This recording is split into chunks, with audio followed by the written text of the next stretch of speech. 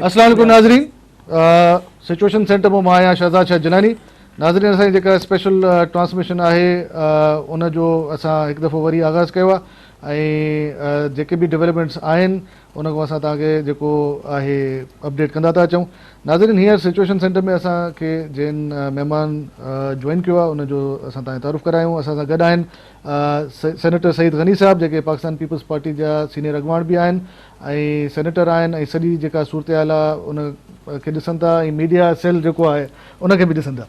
साईं, हाणे जीअं त तव्हां वटि त वधीक इंफॉर्मेशन्स अचनि थियूं पियूं, जीअं असां मीडिया खे वटि ईंदियूं आहिनि त तव्हांजो मीडिया सेल बि आहे ॾाढो इफेक्टिव बि आहे ऐं तव्हां तमामु घणो सिचुएशन जेका हूंदी आहे उनजो जाइज़ो बि तव्हां सुठो ॾींदा आहियो टेलीविज़न चैनल्स ते।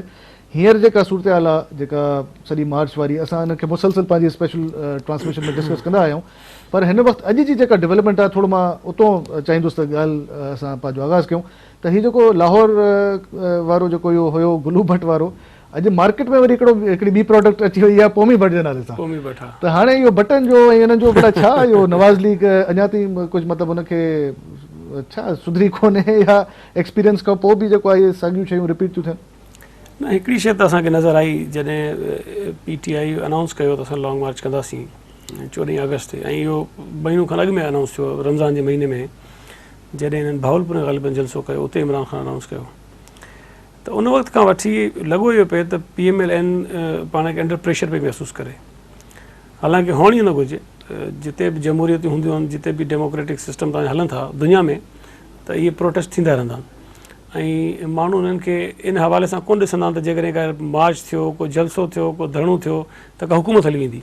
ईअं कॾहिं कोन थींदो, किथे कोन थींदो आहे। इहो असां वटि बदकिस्मती आहे, जॾहिं इहे शयूं डेवलप थींदियूं आहिनि त माण्हुनि जे ज़हन में हिकिड़े सेक्शन में ईंदो त शायदि हुकूमत हली वेंदी, पर इहो वधीक हिनखे जेको सो तक़वियत मिली जॾहिं PMLN पाण खे महसूसु कयो त शायदि असां वञूं था, ऐं उन्हनि जी इन कमज़ोरी जे करे ऐं बौखलाहट जे करे माण्हू वधीक परेशान थिया ऐं उन्हनि जेका वॾी मां सम्झां थो ग़लती कई त पार्लियामेंट खे त हूअं ई अहमियत कोन था ॾियनि, पर हिन सिचुएशन में मां सम्झां थो त पार्लियामेंट उन्हनि जे लाइ वॾो हिकिड़ो सहारो बणिजी सघिजे पई, पर उते उन्हनि का शइ डिस्कस न कई, उते पार्लियामेंट खे अंडर कॉन्फिडेंस में उन्हनि कोन वरितो। वरी जेके पॉलिटिकल पार्टीज़ आहिनि, हिकु ॿ मुलाक़ातूं आख़िरी में मियां सभु ज़रूरु कयूं उन्हनि सां, पर जीअं बाक़ाइदा चइजे त उन साम्हूं सॼो हिकिड़ो पंहिंजो प्लान रखिया त साईं हे डिमांड्स अचनि पियूं PTI तरफ़ां ऐं मुंहिंजे ज़हन में इहे शयूं आहिनि, मां अहिड़े तरीक़े सां हिननि खे करे सघां थो त जेकॾहिं PMLN सां गॾु 6-7 ॿियूं अहिड़ियूं जमातूं जेके पार्लियामेंट में मौजूदु आहिनि हुन सां गॾु बीहनि हा ऐं चवनि हा त PTI जी जेके डिमांड्स आहिनि उनजे रिस्पॉन्स में तव्हांजो जेके तव्हां शर्तूं पिया रखियो या जेके तव्हां डिमांड्स मञो पिया उहे मुनासिबु आहिनि, त पोइ मां सम्झां थो त PTI ते थोरो प्रेशर हुजे हा त उहे कंहिं न कंहिं तरीक़े सां हुन मसइले जो हल कढंदा, पर हिननि सफ़ा कंहिं तरीक़े सां बि हुन मसइले खे हल करण जी कोशिशि न कई। ऐं ॿिए पासे जिते ताहिरुल क़ादरी साहिबु हुयो, ऐं ताहिरुल क़ादरी जंहिं तर्ज़ जी सियासत करे पियो, जेको उन स्टाइल आहे उनखे कन्फ्रंटेशन सूट थी करे। ताहिरुल क़ादरी जेकॾहिं बड़कूं न हणंदो, जेकॾहिं थ्रेट्स न कंदो, जेकॾहिं दाऊं न कंदो त हुनजा जेके फॉलोअर्स हुन सां गॾु कोन ईंदा। ऐं उन इहो कयो त PMLN खे उन ट्रैप कयो, जेका मुंहिंजी राय आहे त PMLN खे उन ट्रैप कयो, जेकॾहिं हीअ हिकिड़ी धमकी थो ॾिए त PMLN जा 4 मिनिस्टर अची करे हुनजे मथां अञा चढ़ाई था कनि, हुन सां इहो थियो त हुनखे मौक़ो मिलियो त जंहिं पिच ते वञणु चाहे पियो उनखे PMLN जा जेकी लीडर्स हुया वठी पाण खणी विया हुनखे। हालांकि मुंहिंजो पंहिंजो ख़्यालु इहो आहे त जॾहिं ऑपरेशन शुरू थियो नॉर्थ बलोचिस्तान वारो, उनखां पोइ स्पेशली जेको ताहिरुल क़ादरी हो इररिलेवेंट थी वियो, को माण्हू हुनखे पुछे बि कोन हा, पर हिननि जेको मॉडल टाउन वारो वाक़ियो कयो 17 जून ते, उनखां पोइ ताहिरुल क़ादरी खे जॾहिं तव्हां 14 लाशूं ॾेई छॾियूं ऐं हिकिड़ो माण्हू कन्फ्रंटेशन जे मूड में हुजे ऐं 14 पोयां शहीद हुजे त पोइ किथे ॻाल्हि खे पहुचाईंदो। ऐं इहो ई थियो त ताहिरुल क़ादरी खे हिननि मथे चाढ़ियो ऐं PTI खे हिननि मिसहैंडल कयो।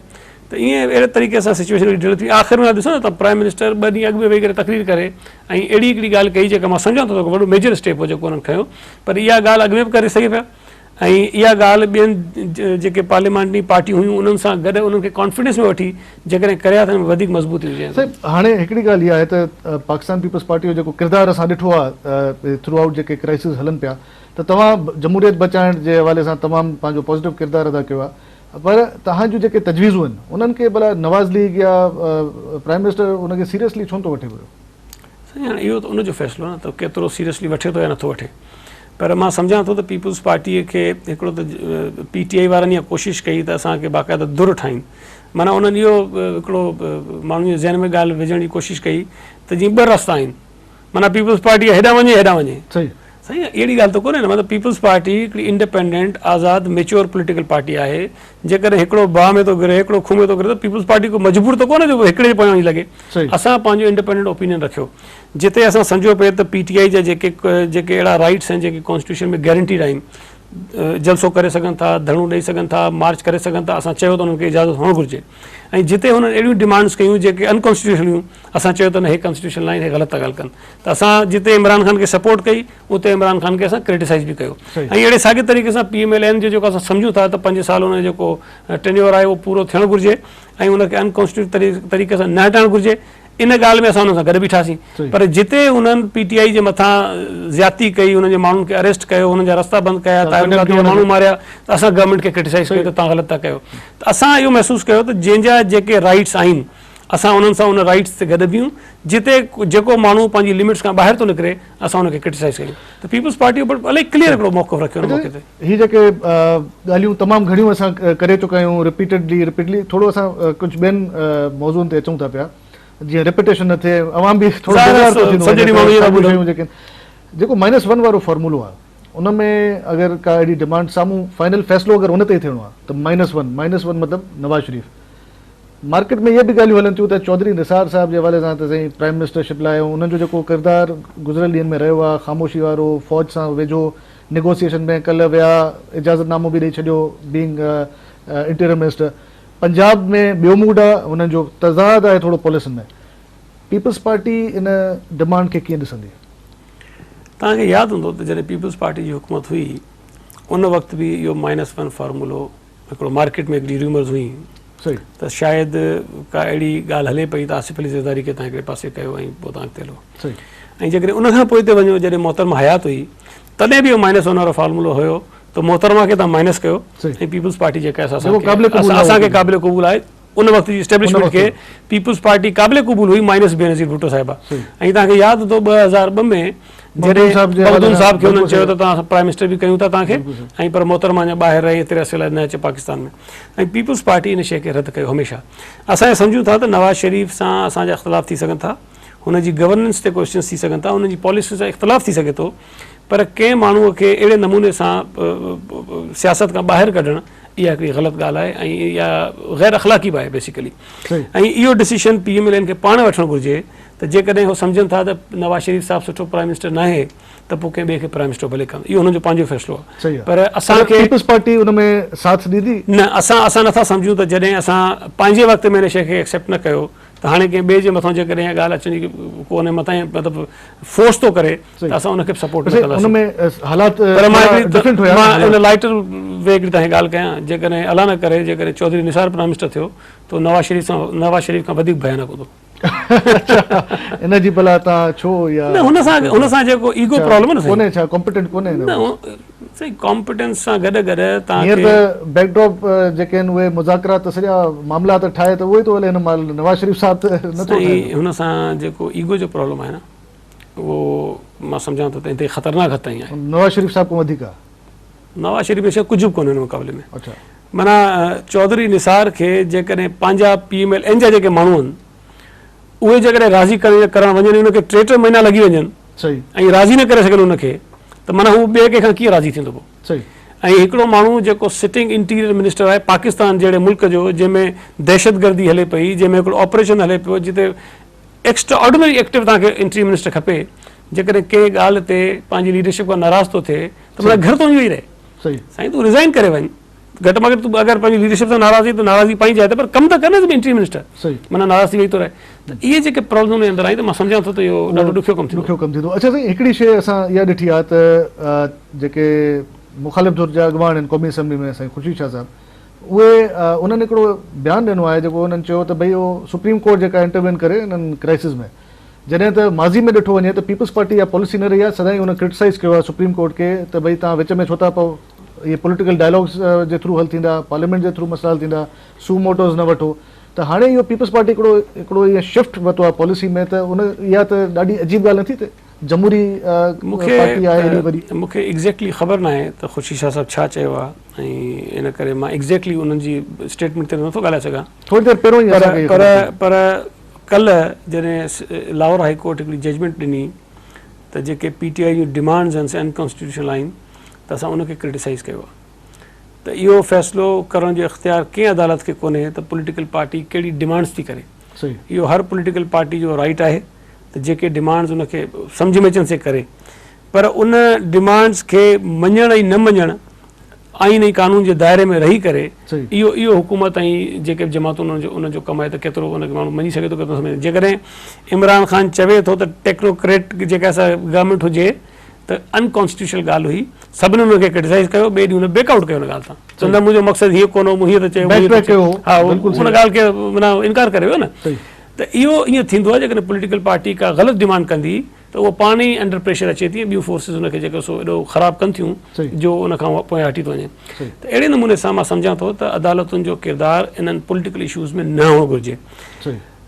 जेकी ॻाल्हि साईं कई आहे, हाणे मूंखे एग्ज़ैक्टली ख़बर न आहे, पर मां ज़ाती तौर ते सम्झां थो त जेकॾहिं पॉलिटिकल इशूज़ डेवलप थियनि पिया न मुल्क में, जेकॾहिं PTI का एहतिजाज करे पई, जेकॾहिं पंहिंजी आइन जे हद जे अंदरि रही थी करे त उनजा मुतालबा बि आइन जे हद जे अंदरि हुअणु घुरिजनि। त उन ते फ़ैसिलो करण जो इख़्तियार जेका आहे सो गवर्नमेंट खे आहे। ऐं इमरान ख़ान साहिबु जेकॾहिं उते विहणु थो चाहे त हफ़्तो वेह, 10 ॾींहं वेह, 15 ॾींहं वेह, उन जूं डिमांड्स मञणु न मञणु हुकूमत जो कमु आहे। सुप्रीम कोर्ट खे उन वक़्तु इख़्तियार मिली सघे थो जॾहिं का अनकॉन्स्टिट्यूशनल शइ थियणु वञे, जॾहिं को माण्हू इहो महसूसु करे त हाणे को अहिड़ो कमु थिए पियो जंहिंजो रस्तो आइन में कोन्हे, वञी को सुप्रीम कोर्ट जे साम्हूं बीह त साईं हिनखे रोकियो, हाणे इहो न थियणु घुरिजे अहिड़े तरीक़े सां, त पोइ त ठीकु आहे। बाक़ी अदरवाइज़ माना हाणे हिकिड़ी प्रॉब्लम क्रिएट थी वई त सुप्रीम कोर्ट रिज़ॉल्व करे, इहो ग़लति आहे। इहो ग़लति आहे। अच्छा, हिकिड़ो पॉसिबल सिनेरियो खे अगरि असां डिस्कस था कयूं त मार्च पहुची थो वञे इस्लामाबाद में। हींअर सिराजुल हक़ साहिबु जेके आहिनि जमात इस्लामी जा जेके अॻवान आहिनि, उन्हनि कुझु पंहिंजूं डिमांड्स रखियूं आहिनि ऐं उन्हनि गवर्नमेंट खां डिमांड कयो आहे त जेसिताणी काफ़िलो इस्लामाबाद पहुचे, पहिरियों बहितर आहे त उन हुकूमत खे जेको आहे मुखातिब थी करे चयो आहे त तव्हां कमिटीज़ ठाहियो ऐं इन्हनि ॾे मोकिलियो, इन्हनि खां पुछो ऐं उन्हनि खे कोशिशि कयो त उन नैज ताईं न पहुचनि ॻाल्हियूं, ऐं पहिरियों ई उहे एड्रेस थी वञनि ऐं उन में का ॻाल्हि जेका आहे उहा अफ़ाम तफ़हीम सां हल थी वञे।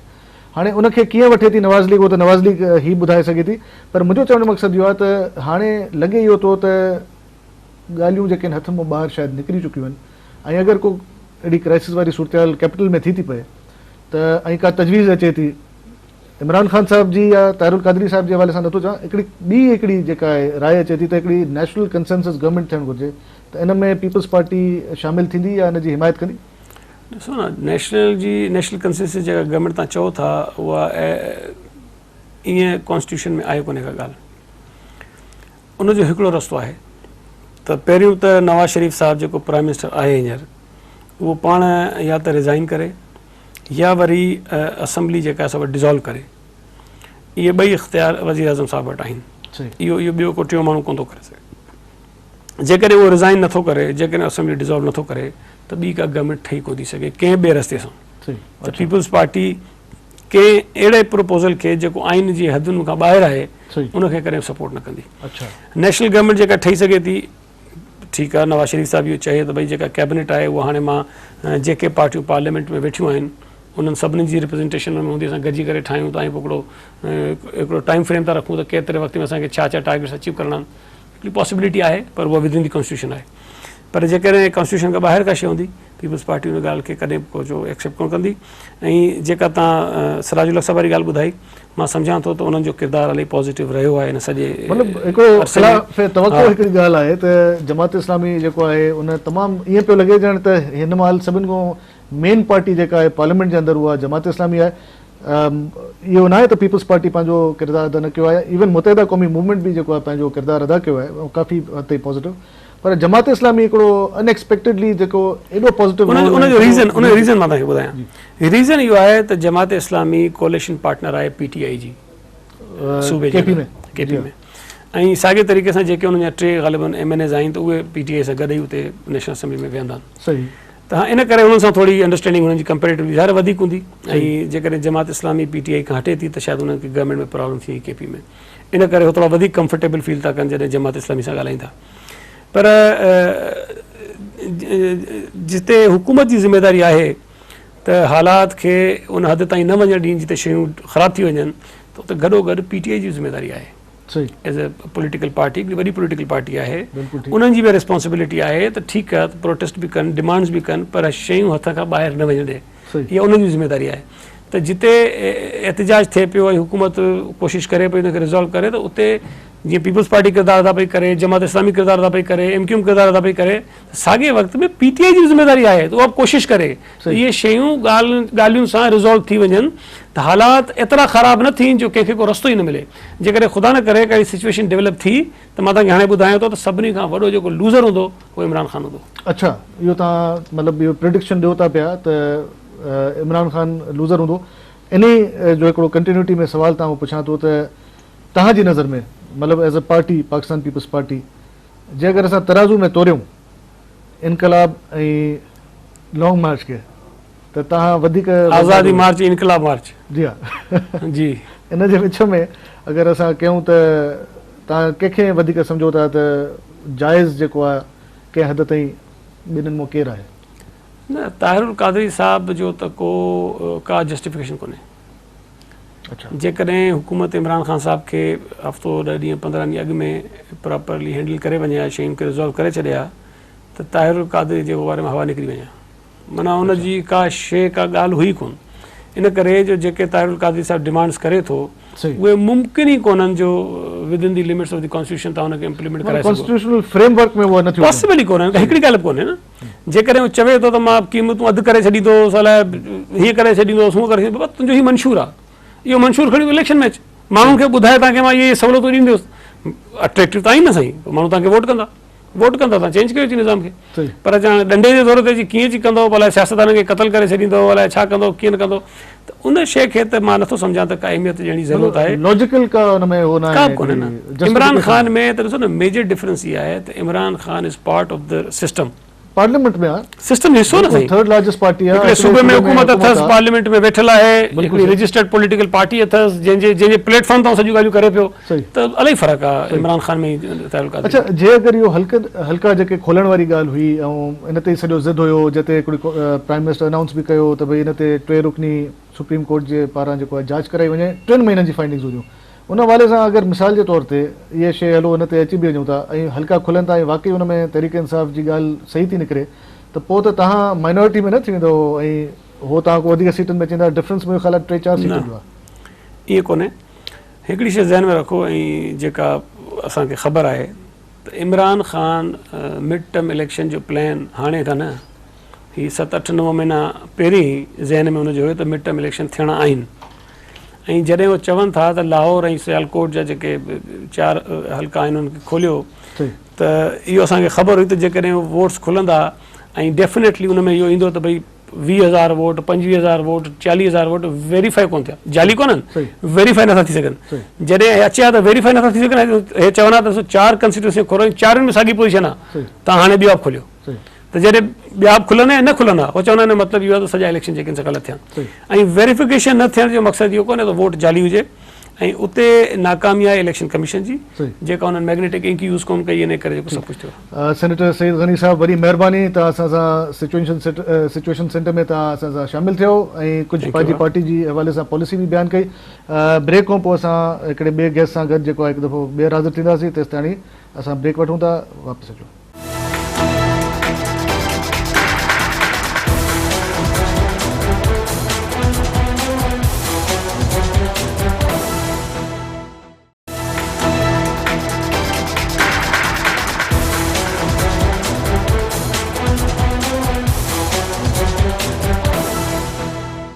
वेलकम बैक नाज़रीन।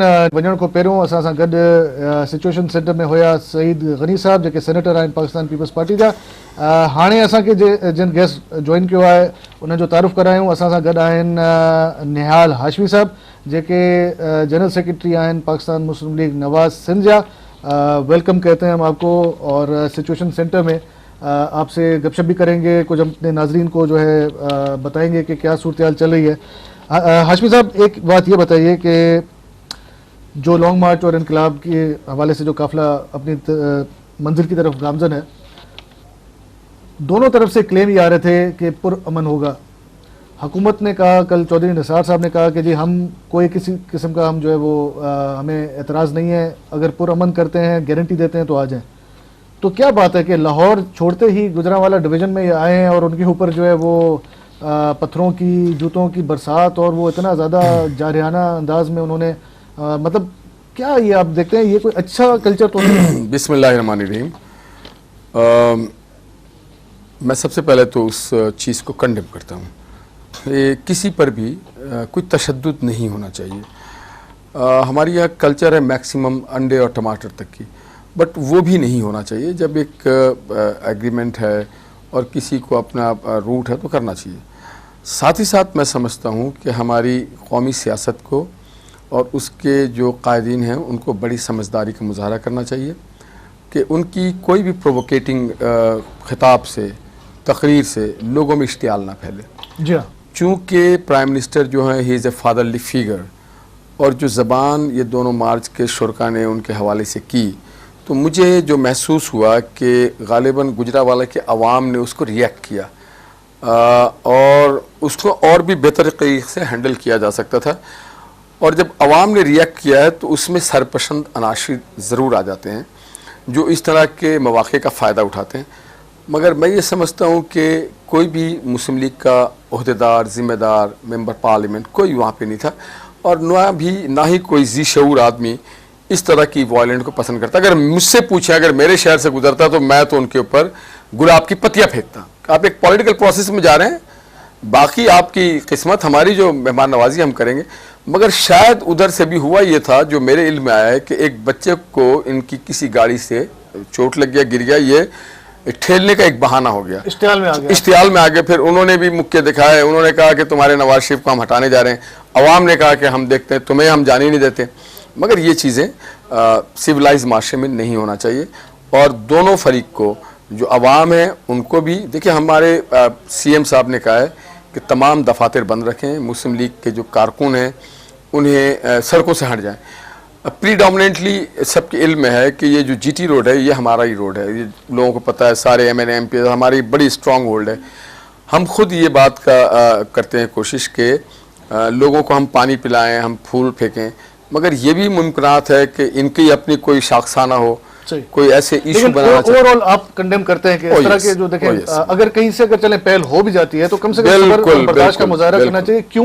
क्योंकि इस वक्त बड़ा एक स्टेक पे लगा हुआ है, पूरा जो मुल्क है वो अभी एक बड़ी आपके चैनल को कल रात भी मैं देख रहा था IMAS से कि सिंध चैनल, कल मुझे लगा कि पाकिस्तान का नंबर 1 नेशनल चैनल है। जो रोल था, कल मैं अपने घर में बैठा हुआ था, हम ये बात जरूर करना चाहते हैं। बहुत शुक्रिया।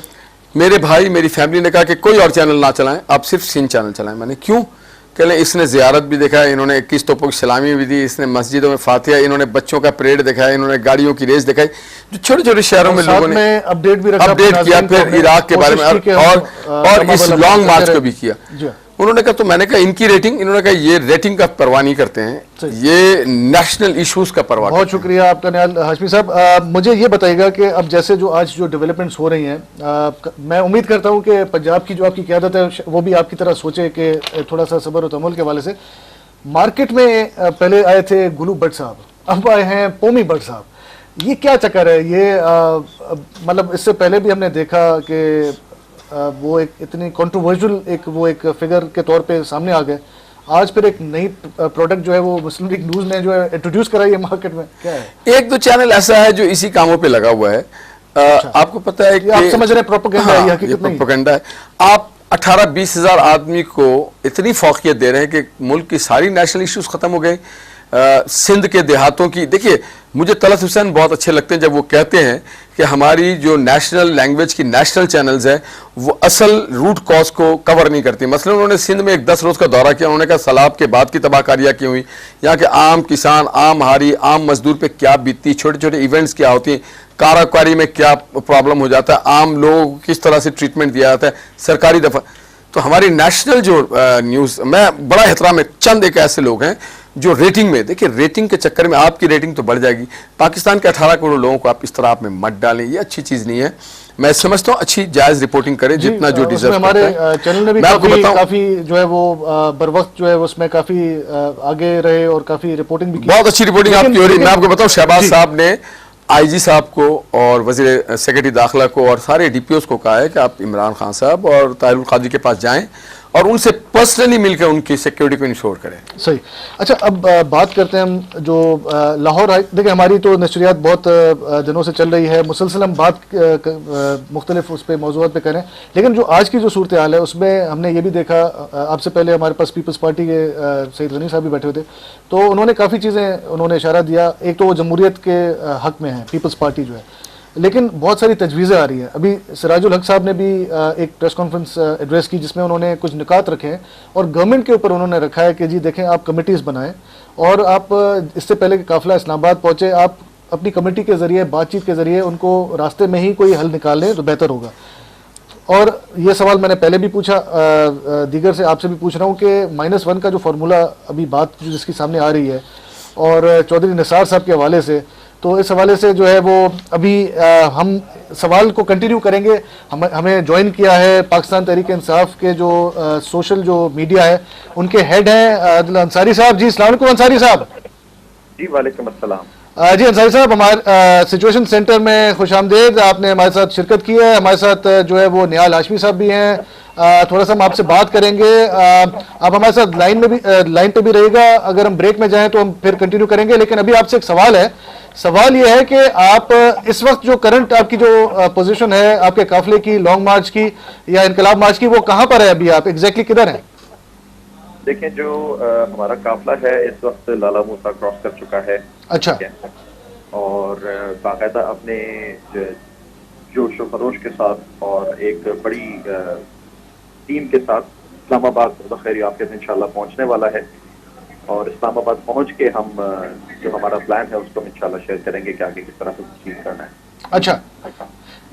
अच्छा, ये बताइएगा कि आप सोशल मीडिया को देखते हैं पाकिस्तान तहरीक इंसाफ की, इस वक्त आप टोटल मेरे ख्याल से आपके जितने फॉलोअर्स हैं, जितने आपके वोटर्स हैं, सपोर्टर्स हैं, वो तो अभी आपके साथ लॉन्ग मार्च पे होंगे, तो इस वक्त कुछ ऐसी चीज़ें आप अपडेट कर रहे हैं अपने जो वेबसाइट्स हैं, सोशल मीडिया के जितने भी आपके ट्विटर अकाउंट्स हैं, उन पर आप कुछ अपडेट्स कर रहे हैं कि इस वक्त सिचुएशन या आप जो आपका काफिला है, रास्ता है, कहाँ जा रहे हैं आप?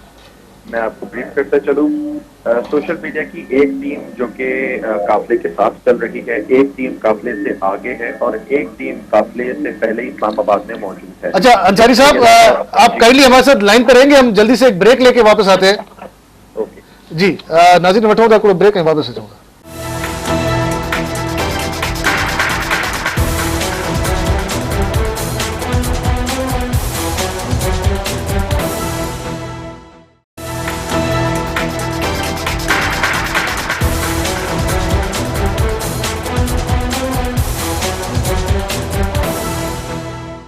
वेलकम बैक नाजरीन। जी हाशमी साहब, ब्रेक में जाने से पहले हम बात कर रहे थे, हमारी लाइन जो है वो उसमें थोड़ी सी खराबी थी, कोशिश कर रहे हैं कि फिक्स हो जाए और हम जो तहरीक इंसाफ के रहनुमा उनसे भी बात कर लें। आप बात कर रहे थे जनाब मोहतरम सिराजुल हक जी बारे में कि उनके हवाले से जो डिमांड्स आई हैं, तो उसको नवाज लीग जो है वो कैसे, कितना संजीदगी से गौर करेगी, या गौर करेगी भी, या वो बहुत लेट हो गया है टाइम? नहीं, जो भी अच्छे डिमांड होंगे, जो मुल्क के लिए बेहतरी के लिए होगी, जमहूरियत की बेहतरी के लिए होगी, हम उससे ज़रूर गौर करेंगे। और अगर कोई जायज़ with in the parameters of constitution है, उस पर अमल करने में हमें कोई, हम खुद चाहते हैं कि चीज़ें बेहतरी की तरफ आएँ और सब मिल करके करें। मगर अगर कोई चीज़ within the constitution framework से बाहर हो या जो with in the democratic norm से बाहर हो, तो फिर उस पर गौर नहीं किया जा सकेगा। अच्छा, मतलब अब जैसे अब वो कह रहे हैं कि जो मुज़ाकरात की कमेटी बनाई जाए और वो जाए, तो देखिए मुज़ाकरात तो होंगे, डायलॉग्स होंगे विद इन जो कॉन्स्टिट्यूशनल फ्रेमवर्क के अंदर ही होंगे, लेकिन अब फिर मैं उसी बात पे आता हूँ। आप ये बताइए कि अगर डेडलॉक पैदा हो जाता है और डेडलॉक ऐसा पैदा होता है कि जो भी इंस्टीट्यूशंस हैं हमारे मुल्क के, और उसमें भी एक सेंस प्रिवेल होता है कि इसको सिर्फ एक ही पॉइंट पे ख़त्म हो सकता है, और वो ये है कि अगर प्राइम मिनिस्टर अपनी ऑफिस छोड़ें और उसको जो है कोई और फिल करे, और उसमें चौधरी निसार साहब का भी नाम आ रहा है, लेकिन और भी कोई हो सकते हैं, उसमें नॉमिनेशन हो सकती हैं, लेकिन उस पर नवाज लीग का क्या रद्द-ए-अमल होगा? बिल्ली थैले से बाहर आ गई, इसके माने माइनस नवाज शरीफ। देखिए, हमारे यहाँ एक प्राइम मिनिस्टर गुजरे जिन्होंने अपनी जान दे दी, जुल्फ़िकार अली भुट्टो। उसको भी -1 करने के लिए बहुत सारे क्वार्टर्स चाह रहे थे। आज जुल्फ़िकार अली भुट्टो के गए हुए 35 साल हो गए, मगर जुल्फ़िकार अली भुट्टो को माइनस नहीं किया जा सका। इसी तरह से आप अगर एमक्यूएम को कहें कि जी आप अल्ताफ़ हुसैन को माइनस करें तो नहीं हो सकता।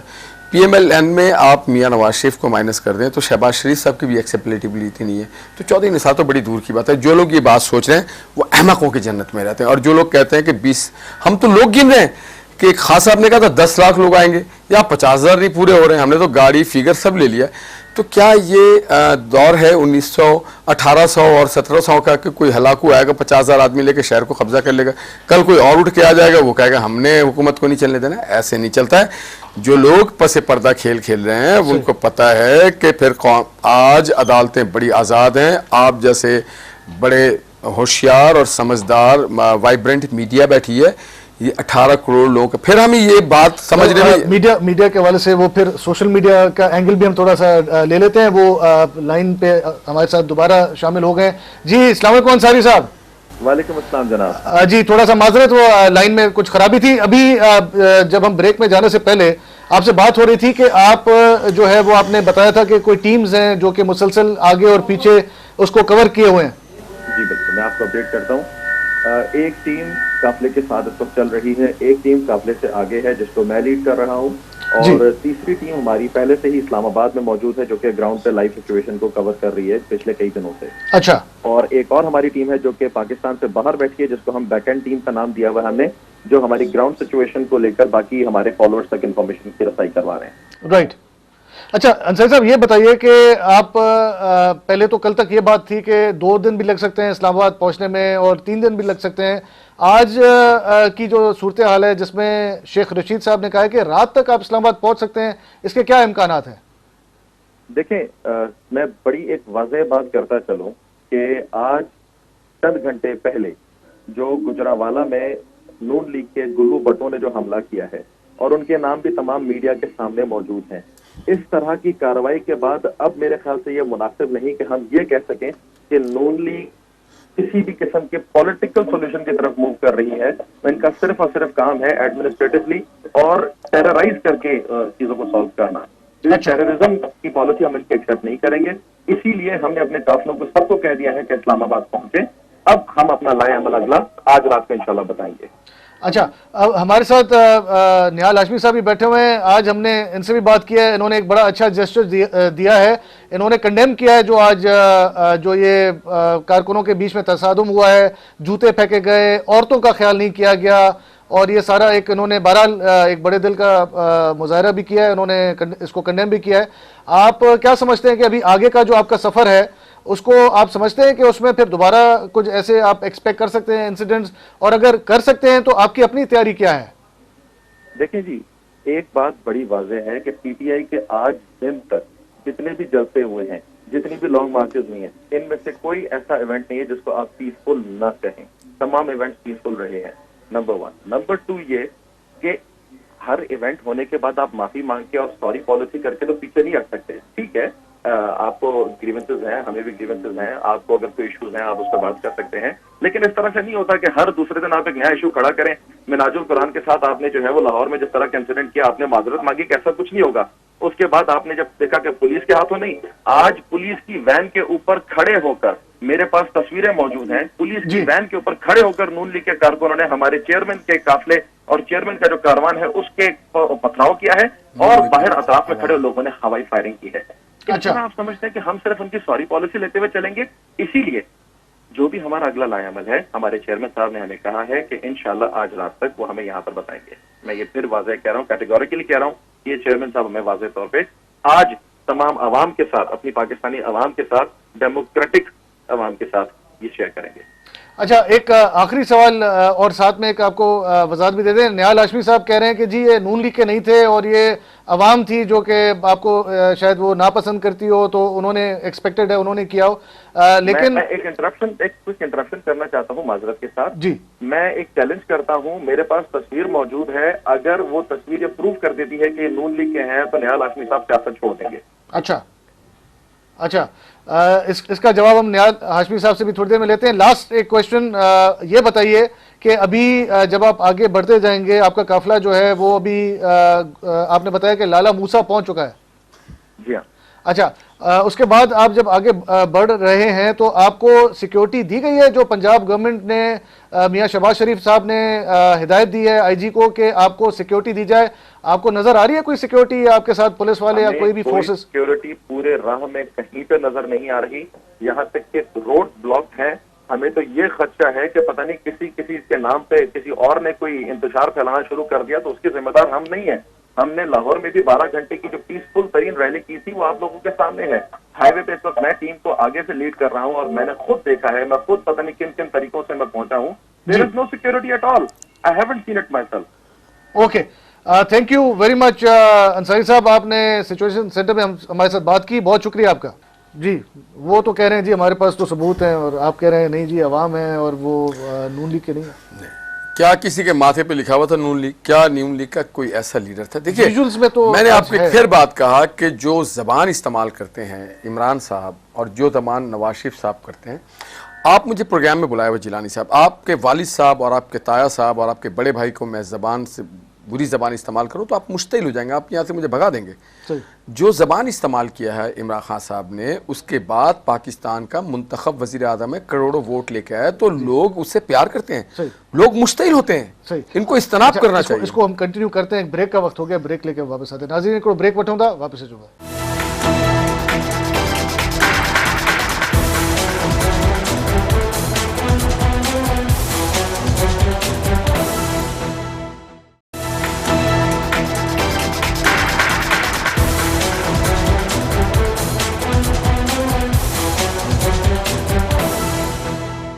वेलकम बैक नाजरीन। जी निहाल हाशमी साहब, एक सुप्रीम कोर्ट ने जो है वो एक उनका एक कोई फैसला आया है, कोई डिसीजन आया है, इस हवाले से थोड़ा सा बताएंगे कि ये सुप्रीम कोर्ट ने जो किया है, ये अब इस पर कोई इल्ज़ाम तो नहीं आ जाएगा? क्योंकि खुर्शीद शाह साहब का भी ये था कि जी वो सुप्रीम कोर्ट ही इंटरवेन करे, कायदे हिज़्ब इख्तिलाफ है, वो तो हमने उनसे वर्जन ले लिया था सईद गनी साहब से। लेकिन आप किस तरह देखते हैं कि सुप्रीम कोर्ट के इस जो आया है, जो इंटरवेंशन के हवाले से बात हुई है, उसको कैसे देखते हैं? देखिए, एक तो मैं कादरी साहब के हवाले से कह दूं कि कादरी साहब किसी को मानते नहीं। उन्होंने तो अपने कारकुनों का कहा कि अब तुम नहीं बदला लेना है, कोई इदारे तुम्हें इंसाफ नहीं देंगे। तो इन बिटवीन द लाइन्स जब वो कहते हैं जत्थे बन के चले जाओ, कोई इदारे नहीं, तो उन्होंने तो मना ही कर दिया। खान साहब ने कहा है कि जनाब हम नासिरुल मुल्क और सुप्रीम कोर्ट पे हमारा मुकम्मल कॉन्फिडेंस है। उसी सुप्रीम कोर्ट जो है वो तशरीह करती है आइन की, और उसने बड़ा कैटेगोरिकली ये बात बता दी है हमारी पुलिस को भी कि आप अपने डोमेन से बाहर नहीं जाएंगे। ये दीगर लॉ इन्फोर्सिंग एजेंसीज को भी बता दिया आप अपने डोमेन से बाहर नहीं जाएंगे। जो लोगों के टेलीफोन टैप करते हैं उनको भी बता दिया कि आप अपने डोमेन से बाहर नहीं जाएंगे। और जो लोग उम्मीद और आस लगाए बैठे हैं, तो हमारी अफवाज आज हमारे सुकून के लिए दहशतगर्दों से लड़ रही है। आज भी कोयटा में एक एयरपोर्ट बचाने के लिए ये काम हो रहा है। देखिए ना, दहशतगर्द तो इंतजार कर रहे हैं कि आप अपने किसी बेवकूफ़ी के उलझन में उलझ जाएं और हम पूरे मुल्क की ऐसी की तैसी कर दें। तो सुप्रीम कोर्ट ने इस तरह के ताले आजमाओं को भी कहा है कि कोई एक्सपर्टीज़ दिखाने की ज़रूरत नहीं है। फिर वो आ जाता है आर्टिकल 6 के ज़मूरे में। तो ये ठीक है, और हर महज़िब दुनिया में इस तरह की चीज़ें होती हैं और होनी भी चाहिए।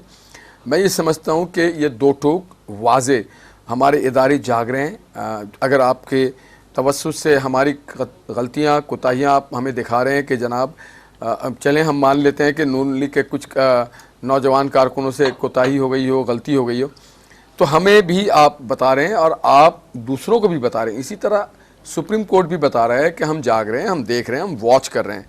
तो मैं ये समझता हूँ कि ये 2-3 दिन की बात है, या हो सकता है दिन की बात हो। चूँकि खान साहब बहुत हाइप पे चले गए, उनके किसी ऐसे दोस्तों ने उनको अजीब मशवरा दे दिया। आप एक बड़ी छोटी सी बात मैं आपको बताऊं, जो सूबे सिंध का वज़ीर आला है वो वफाक की अलामत है, जो पंजाब का है या जो सूबे सिंध का हर गवर्नर होता है वफाक की अलामत, बट गवर्नमेंट का पार्ट एंड पार्सल है, फेडरेशन का पार्ट एंड पार्सल है सूबा, वो तो सेपरेट मैंडेट है। आप ये बताएं, एक सूबे का वज़ीर आला वो कंटेनर हटाने के अहकाम दे रहा है, फेडरेशन के खिलाफ क्या बगावत कर रहे हैं आप? तो उनको भी बताया गया है कि आप अपने डोमेन में रहें। जो आपने देखा होगा खट्टक साहब अपने लोगों को रिलीफ नहीं दे सके, मगर एक सीएम अगर आके खुद अपने लोगों को प्रोवोक करे तो ये इंतहाई नाजेबा और इंतहाई परेशान कुन बात होती है कि आप फेडरेटिंग यूनिट है। मुझे याद है, आपको याद होगा शायद, एक वाकया लियाकताबाद का वाकया, लियाकत बाग केस हो चुका है इससे पहले भी। तो हमें इस तरह की चीज़ें, हमें तारीख से सबक सीखते रहना चाहिए। अगर हम तारीख से सबक नहीं सीखेंगे, और कोई मुल्क में क्राइसिस नहीं है, अगर 50-60 हज़ार लोग जमा हो जाएं तो ये तो कल कोई भी जमा कर ले, भट्टा मजदूर भी आगे कहें कि आप, तो कल चलें इमरान खान की भी हुकूमत आएगी, तो क्या फिर कल PMLN वाले बैठ जाएंगे, वो भी 5 लाख 15 लाख 20 लाख लेके बैठ जाएंगे, कल जमात इस्लामी की हुकूमत आए, कल पीपल्स पार्टी। नहीं, मगर इसमें एक बहुत बड़ा एक क्वेश्चन ये आता है कि इमरान खान साहब जो हैं वो पुरुमीद थे, वो जो मिलियन मार्च के वाले से माजी में मार्च हुए हैं, जमात इस्लामी ने भी किए हैं, पीपल्स पार्टी ने भी किए हैं, नवाज लीग ने भी किए हैं, लेकिन वो 1 लाख 2 लाख उस हद तक तो ठीक है। इनका क्लेम बहुत बड़ा था कि जी 10 लाख, उसके बाद फिर वो ताहिरुल कादरी साहब की शमूलियत हो गई, काफिले की हो गई, फिर वो शेख रशीद साहब जो है पिंडी से लोग लेके आएंगे और वगैरह वगैरह।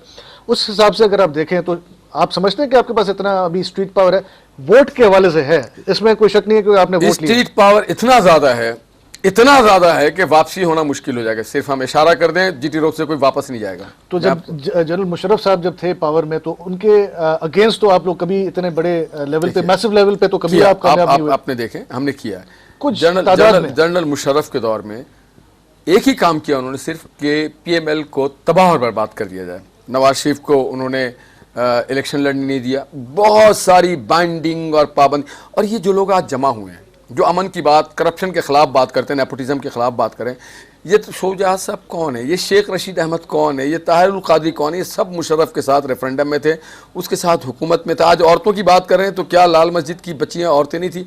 क्या सिंध में जो लोग आज, ये साहब हम मुझे कह रहे हैं कि लाहौर में 14 लोग मार दिए गए, आपको लाहौरी माने, इसके माने मैं बीइंग ए सिंधी ही मुझे राइट है सही कि लियारी में जब हमारे 26 लोग मर गए तो किसी को नहीं पता चला लियारी में क्या इंसान नहीं रहते हैं, क्या पंजाब और लाहौर के पंजाबी सिर्फ इंसान हैं?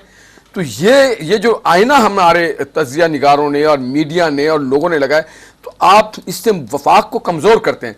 सिंध के अंदर जो लोग मर जाते हैं, अभी मरे हैं सेवन के अंदर 49 लोग, क्या उसके ऊपर हमने कभी मातम किया कि सही ही कह रहा ही पैंजो माड़ू है, सही ही पाकिस्तानी आइन, ठीक है, मरने की कोई भी असबाब हो, मगर हम समझते हैं कि इसमें गवर्नमेंट की फेलियर्स नहीं होती है, हादसात एक्सीडेंट कहीं पर भी हो सकता है।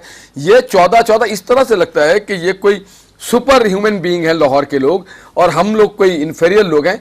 इससे आपके सूबों में एक इन्फीरियर कॉम्प्लेक्स डेवलप हो रहा है। ये बलूचिस्तान में हो चुका है, जब बुख्ती साहब और बुख्ती कबीले के साथ आपने जुल्म किया, बुख्ती कबीले के लोग रोड पे खड़े हुए थे, आपको मालूम है, जब वापस जा रहे थे। अच्छा, इसमें एक क्योंकि हमारे प्रोग्राम का टाइम कम है, लास्ट क्वेश्चन वो ये कि आप नून लीग शुक्रगुजार है जो रोल प्ले किया है पीपल्स पार्टी ने, जमात इस्लामी ने और दीगर जो हैं, अचकजई साहब हैं, शेरपाव साहब हैं, जितने भी हैं, मौलाना साहब हैं, आप शुक्रगुजार हैं कि उन्होंने आपको बेल आउट किया हुआ है? साईं पान थोड़ा तो अच्छा, सारी फोर्सेस के सही जे केर पार्लियामेंट में आ, जे केर जमहूरी आहे, जिना जी मर्जी आहे कि पाकिस्तान में आइन जी कानून जी हुक्मरानी पान उन जे लाइ थराते हैं और शुक्रगुजार आहियूं। असां तव्हांजा थोरा त आहियूं, तव्हां सिचुएशन सेंटर में असां जेको आहे गपशप कई ऐं पंहिंजो जेको आहे मौक़िफ़ ॾिनो नवाज़ लीग जो ऐं जेके डेवलपमेंट्स थियूं आहिनि, असां तव्हां सां वरी कंहिं न कंहिं सिचुएशन ते वरी हाल अहवाल कंदासीं। नाज़रीन, इहो हुया निहाल हाशमी साहब जेके सेक्रेटरी जनरल पाकिस्तान मुस्लिम लीग नवाज़, ऐं तव्हां ॻाल्हियूं ॿुधियूं, तहरीक इंसाफ़ जे अॻुवान जी बि ॻाल्हियूं ॿुधियूं, ऐं उन्हनि ॿुधायो त सॼी जेका सूरत हाल आहे, मार्च किथे पहुतो, ऐं तव्हां जेका तरदीद जेका करणी हुई हाशमी साहब खे उहो बि ॿुधी। ईंदड़ जेका अपडेट आहे उस ताईं असां तव्हां को इजाज़त वठंदासीं ऐं हींअर न्यूज़ बुलेटिन पासे वञूं पिया, पोइ असां कंटिन्यू कयूं था पंहिंजी ख़ुसूसी नशरियात।